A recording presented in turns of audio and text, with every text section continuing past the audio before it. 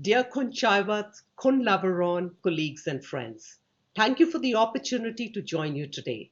The UN Secretary General has called COP26 a compromise. In his words, reflecting the interests, the conditions, the contradictions, and the state of political will in the world today.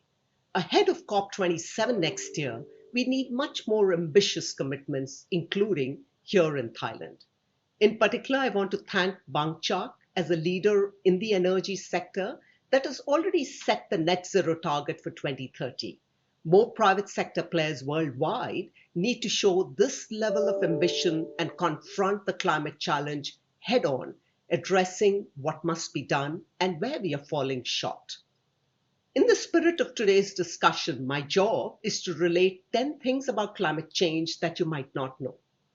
Let me frame these points as signposts, signaling how coalitions we build here in Thailand can reinforce climate action efforts and maximize our progress. First, COP26 and the Paris Agreement. Let's be clear. Without the Paris Agreement, we would be on a catastrophic trajectory with average warming as much as 4 degrees. The agreement has become a foundational document on par with the Universal Declaration of Human Rights and the Sustainable Development Goals. Still, on our current path, we are on course for 2.4 degrees average warming, which is far too much. Point 2. To keep alive 1.5 degree goal. The most recent Global Carbon Budget report concludes that the output of greenhouse gases has risen faster than expected, with half of the global carbon budget spent in just the past 6 years. We know the consequences and what can be achieved if we act now. The IPCC has made clear that even half a degree of difference can have massive consequences. For example, rice yields in Thailand could possibly be influenced, with Bangkok at risk due to rise in sea levels and sinking land. Point 3. Nationally determined contributions. The NDCs are the starting points, not the end destination that we need. The nearly 200 countries that attended COP26 have agreed to revisit and strengthen their 2030 emission reduction plans next year. Thailand joined those commitments with the Prime Minister telling COP26 that carbon neutrality is set for 2050 and net zero greenhouse gas emissions by 2065. As of 2021, all 10 ASEAN member states have also declared their NDCs. For point 4, let's look at what Thailand can do now to keep pace and position itself as a leader. We did see international agreement on ending deforestation, phasing down coal power, and limiting methane emissions, as well as the first mention to address inefficient fossil fuel subsidies. These are important steps forward that Thailand still has the opportunity to join. Climate action will increasingly be felt as a domestic priority, as a global poll by UNDP suggests that 60% of people in Thailand already consider it a global emergency, with the first 4 priorities to conserve forests and land, invest in the green economy and jobs, climate-friendly farming, and solar and other renewables. Point 5, green spending. The IMF concludes that green multipliers can actually be as much as 7 times more than conventional multipliers. In Thailand, we see a momentum following the Sustainable Financing Roundtable in September, where 43 banks and investors with a total asset base of $1.3 trillion jointly committed to climate financing. In our recent discussions, banks report that lending based on ESG factors reduces risk and increases benefits of portfolios with higher rates of returns, improved productivity and efficiency, and reduced waste. Point 6 relates to the private sector with a focus on SMEs, where we stand and what more needs to be done.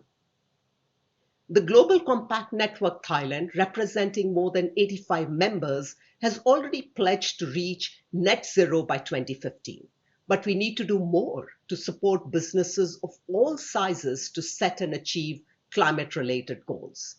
SMEs need to be part of the solution, but are not always equipped to do so. We need to start with an analysis of the SME landscape, sectors that are winners and losers, and those that will be hardest hit by the emission limits. We also understand that each business needs to move at its own pace to deliver on sustainability principles as they learn and unlearn. Point 7. This leads to innovation, which needs to come from you, the people in attendance today who see the opportunity as well as challenges before us. Keeping pace with climate ambitions depend on further breakthroughs, especially in areas such as renewables, energy storage and batteries, which needs to be premised on international standards.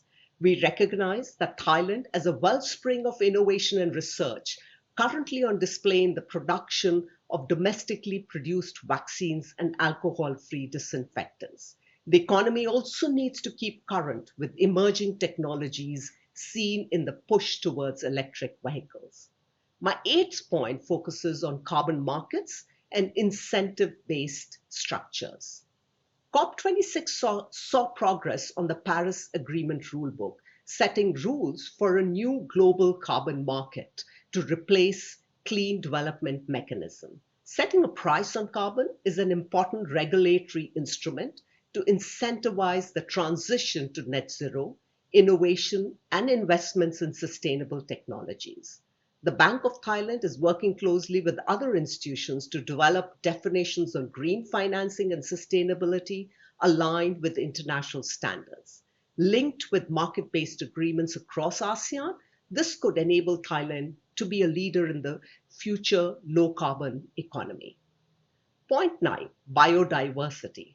There are almost 470 threatened species in Thailand that could go extinct in our lifetimes. This ecological crisis is intrinsic to the climate crisis.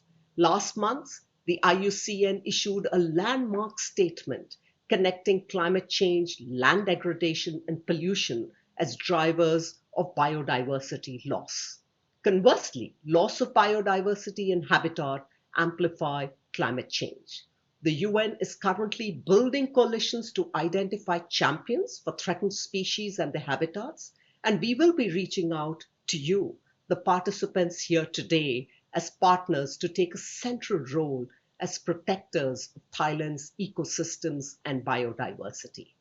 To conclude, point 10 is about these essential partnerships. We need to build on the cooperation represented here today for coalitions that are as inclusive as possible, from policymakers in the private sector to civil society and the most vulnerable.